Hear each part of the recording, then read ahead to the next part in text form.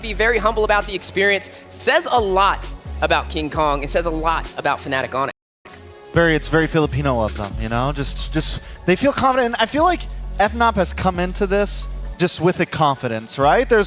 I mean, they have their pop-off moments, you know, Keller with a little banter here and there with some of the other gold laners, but overall, they come into this very confident, just knowing this is just another Friday to us, man. This is just another day of drafting, another day of gameplay. We saw him at the hotel last night, just RGing, man. RGing, late night RGing in the lobby, just hanging out. This is just another day for these boys. And that's what makes it so scary. When you're Falcon Esports, you're up against not just one of the strongest teams in the world, but you're up against a machine. You're up against a team that just follows the process and somehow ends up with the best possible outcome.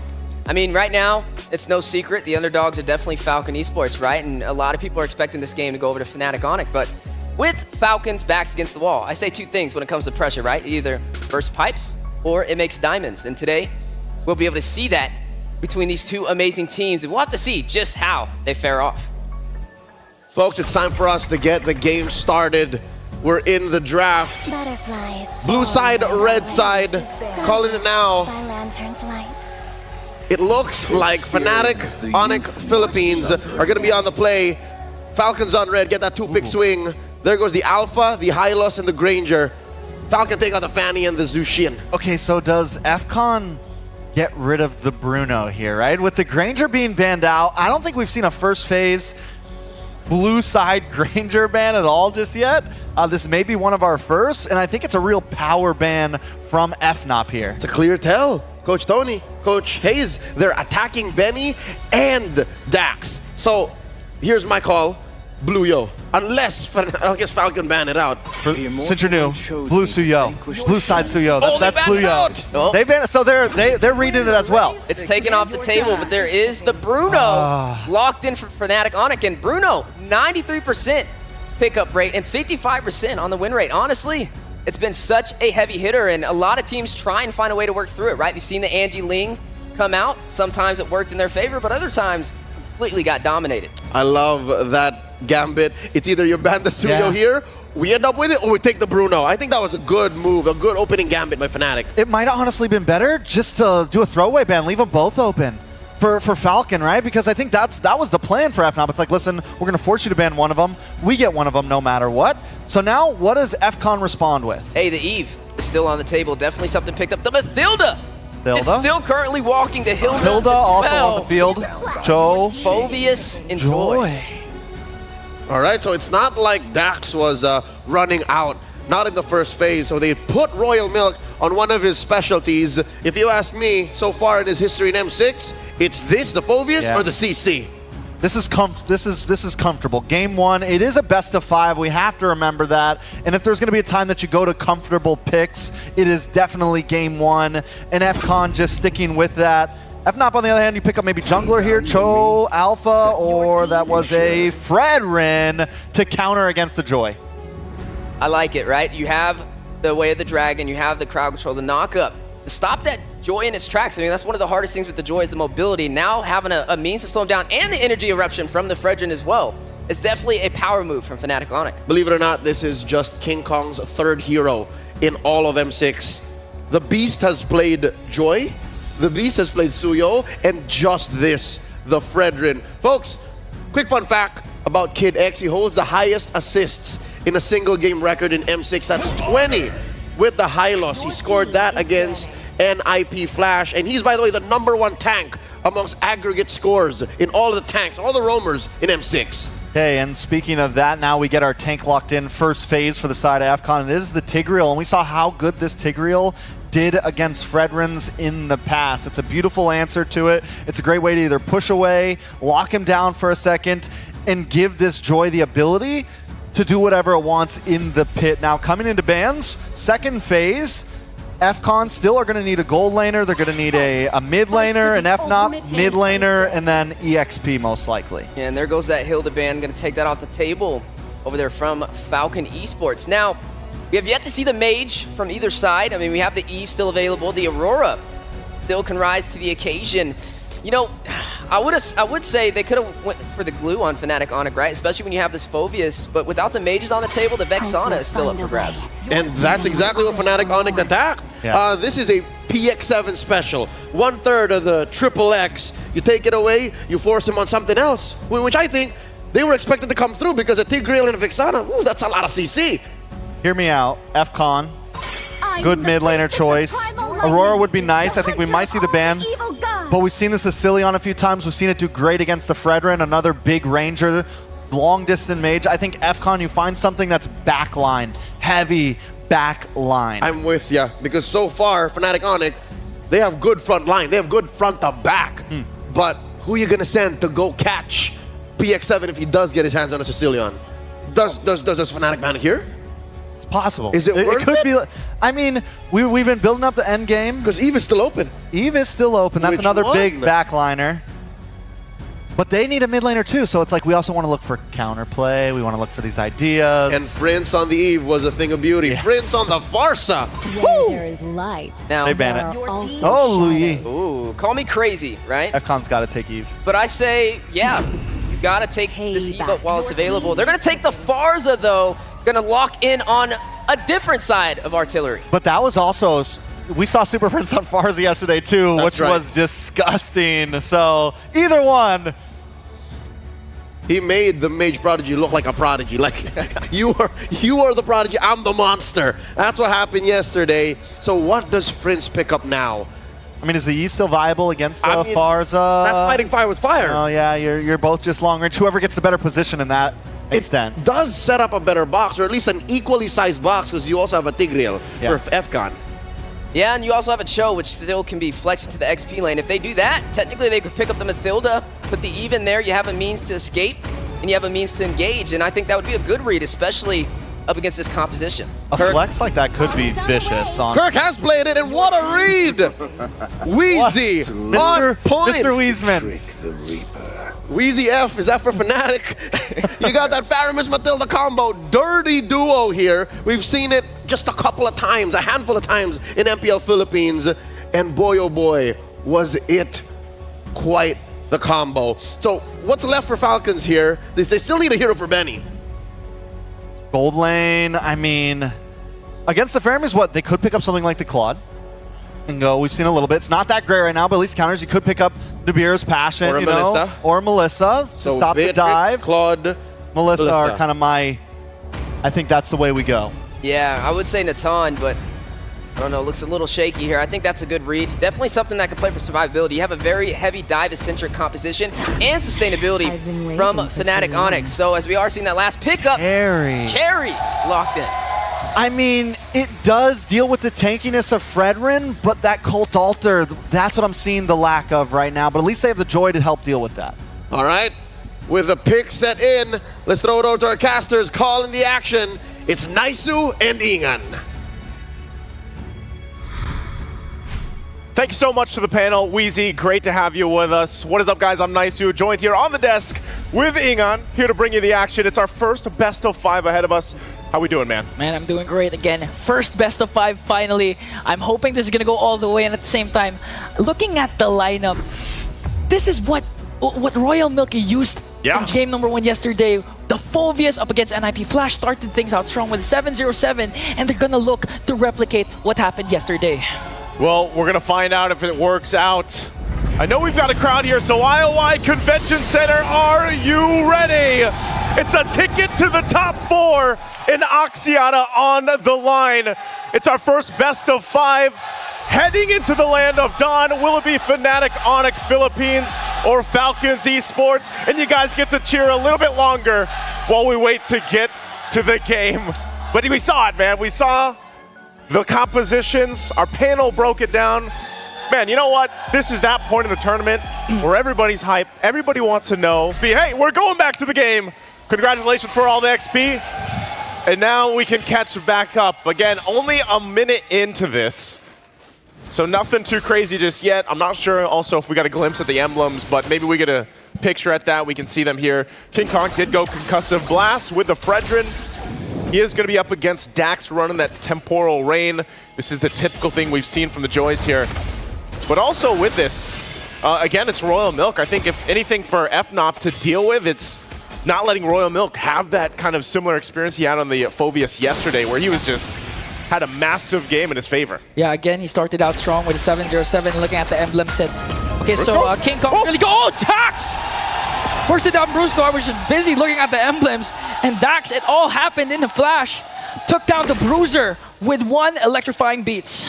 That's how fast it can happen, especially with a Joy across from you. So now Turtle's up. FNOP's going to start this up. They do have the advantage, and it's quickly going to go down. So they are going to just trade this out. King Kong will secure that. But look at the moves here from Falcon Esports. Dax trying to take the purple. Might get cut off here, not able to go and secure it. Oh, here comes Kelra, and the kick also getting gacked up by 4. And that's the trade Fnatic Onic Philippines went with. They got the turtle plus a shutdown onto Dax. So they get that, they make it work. Now possibly looking for more. Royal Milk also here in the mid lane, but holding it down once again. Objective secured for FNOP, and that's what they're probably going to focus on the most. That's why they also have the Fredrin. And just the amount of pure utility they have, man. That's, I think, one that they have to overcome. Here we go again, now taking a look at the emblems. Look at all the quantum charges here for FNOP. Of course, plus the 2 concussive blasts to help with that clear speed, but tanky enough to sustain a lot of the damage. We'll see if it works out. Kid X. Implosion, Sacred Hammer gonna connect with Super Prince, making sure Kirk is safe with the Nether Realm, but that's one major resource expended by Fnatic Onic Philippines. So far, Kid X still a good catch. This is what I was saying, though. It's all about getting through that utility. I mean, we're talking about a Matilda and a Feramis. A combination that, you know, you got to have a lot of things to throw at that, just the utility alone to go and overcome it. And then on top of this is withstanding the setups from Kirk. I mean, a lot of times lately we've seen Cho just going in the roam, you know, and playing that. Here we go. This is the aggression we were all talking about Fnatic Onic Philippines zoning out once again. Kid X now going to transition onto the top lane, going to try and get down energy shields, zoning out Benny, but here comes PX7 though with the Wings by Wings. They're going to get some extra gold here for Kelra, working on that turret, nearly half down now. Turtle's going to be up shortly here. So we'll see how they rotate through this. Royal Milk still holding down the bottom side alongside Kirk.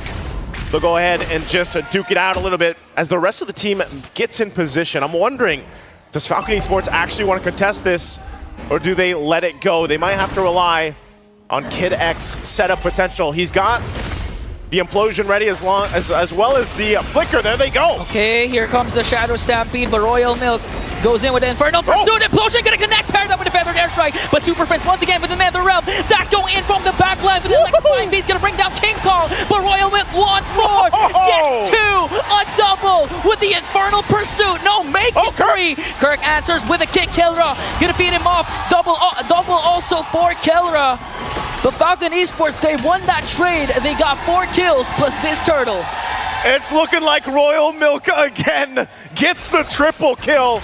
All that under the tier 1 turret too. A great fight from Falcon Esports, and that'll also get them a turtle. So they've got that fight in them, and Fnatic Onic now has to adjust from that. You know, it was a great initiation at the start, and they responded well, but then they just get collapsed down, and that's what the Phoveus does. Yeah. He allows you to just go ahead and get the airtime with the Infernal Pursuit and just dunk on people, turret or not. And so Kelra nearly getting that tier 1 turret up on the top side. He's going to be fine. Guiding Winds out. Dax will get his first item locked in now. Starlium Scythe. Glowing Wand also for PX7. Some of these first items already coming into play. Okay. Mid lane though. Energy Eruption. Going to try and poke down Kid X, so he doesn't have the health to zone out the members of Fnatic Onic Philippines. And looking at the previous clash, apart from what Royal Milk did, we have to commend again the mid duo of Kid X and PX7, but we have to commend Brusco because he goes in with the Guiding Wind. Woo! And now saves Kelra. That was 2 objectives, resources expended by Falcon Esports. On the other hand, Royal Milk here trying to zone out Super Prince Kirk. Well, we see a kick and it connects. There's the kick. They're going to find the target. Kid X out of the picture. And now their next target is Royal Milk. Super Prince clutch NetherRealm once again to out-sustain the damage of Falcon Esports. And this time, no trade for Falcon. You see the amount of utility that we're talking about. Oh, Benny could be in trouble. Oh, use up the retry. Still has the Purify, but here comes our Arcling Eagle bringing King Kong with him. And bang, bang, boom, Benny goes down. Benny nowhere to run. not going to be able to get away from that. Again, this pressure that is put on with the utility, whether it's a guiding wind, whether it's a nether realm, it's so much mobility that FNOP wants to play around with, that Falcon Esports is going to have to adjust from it. But still, you have to take a look. Jungle's doing fine. Dax is there. PX7 will go ahead and clear out the wave with the feathered airstrike, and now Turtle up. Last one in the game. 1-for-1 for both teams. Still, Falcon Esports can choose to fight this. They're going to keep Benny up on that top side, possibly trading if they can. Royal Milk will go ahead and just hold this front side. Uh-oh. Hold on. They got to watch out, though. Kirk on the hunt for this, too. Still, this could be a full-on fight. 5 versus 4 here.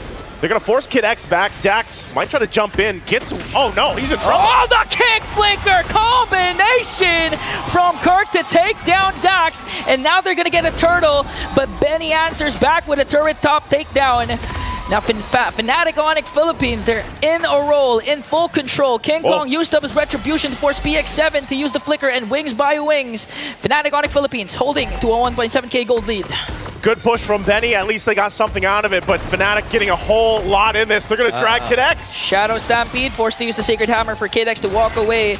And now the thing is, the thing that's happening right now, Falcon Esports, although they were able to get previous trades during the first 4 or 5 minutes, it wasn't the proper target. I mean, looking at the composition of Fnatic Onic Philippines, they're going to feed all the resources to Kelra because he's going to be the main win condition of Fnatic Onic Philippines. And if you keep him alive, even if Brusco falls down, King Kong falls down, Kirk falls down, it doesn't matter as long as the gold standard is alive for Fnatic Onic. And that's what I'm wondering for Falcon Esports, just with everything that they have available, going against even the 3 Purifies alone, and then we've all seen it before, how Kelra positions himself. The reason why he is called the gold standard is something that they want to be able to go and solve.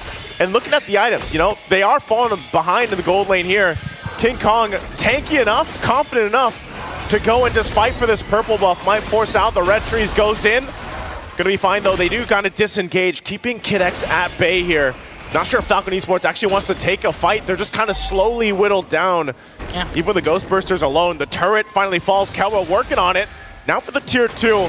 The focus here, they might force a fight. Kelra, the damage! One more! So Kelra gets a kill onto Benny. The next target is Royal Milk Infernal Pursuit. He's going to bring down one with him, but Kelra says, I'm going to take 2 and bring them down. Fnatic Onic Philippines transitions to the middle lane. Again, Kelra now under the turret. The tier 2 is in trouble. PX7 is gone. The aggression of the Super Family. I mean, all throughout the game, they're grouping up, finding kills. Even if you look at the lineup, Falcon Esports, they have a good counter initiation with Kid X with the implosion, but the problem is, he's having a hard time sending because Kelra has proper targeting. The main damage dealers of Falcon Esports are falling apart even before Kid X has an opportunity to cast his ultimate. My goodness, the amount of damage that Kelra has right now, as we saw just from that glimpse, as Lord is secured now for FNOP. You know, what is he at? Haas Claws, he's got the Berserker's Fury, he's just got the Rose Gold Meteor Dog, he's got, you know, Malefic Gun too. He's got all the space in the world to work with. And so with this, Falcon Esports falling further behind in this game 1, they're gonna have to go ahead and get ready for a defense against this Lord push. You still have that wave pushing up top alongside Kirk into that tier 2 as they get ready. They might have to pull a miracle play out here with Kid X. If they can get things set up, King Kong on this side of the jungle. Okay, Dax still gets his purple buff.